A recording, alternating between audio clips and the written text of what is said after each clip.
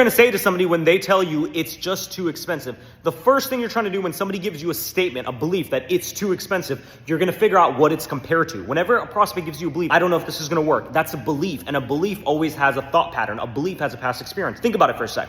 If you ask yourself, when we see a Ferrari, what do we say? Oh, that person's probably rich. Why? Because everybody in society has a belief that a Ferrari means it's expensive. Now, if I go to fucking Africa in the jungle and I ask somebody the Ferrari, they'd be like, it's a fucking car. Everybody has a belief system. So when you get an objection where somebody says it's too expensive, your first goal is, what is the belief system? The way I like to do it is I ask the person, okay, man, that's not a problem, but compare to what when you say it's too expensive?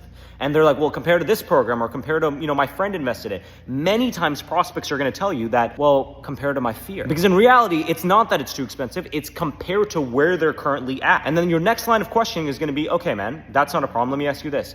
If we continue making decisions based on where we are, it's the only place we're going to end up. So how are you ever going to get to XYZ state if you continue making decisions based on where you currently are? And usually they're going to think and they're going to be like, well, I won't, or probably not. And then you're going to be like, well, why not though, man? Well, because if I keep making decisions based on where I am, it's the only place I end up. Okay, so what's going to continue to happen, do you feel, if you keep making decisions based on where you're at? Well, I'm never going to get there. So what do you feel like we have to do then to change the way you make decisions, to make a different decision, to ultimately lead to a different result? What do you feel like we should do? Well, I know I should do it then. And then you're going to continue handling the objection. Understand that every time you're going to get that objection that it's too expensive, it's a belief.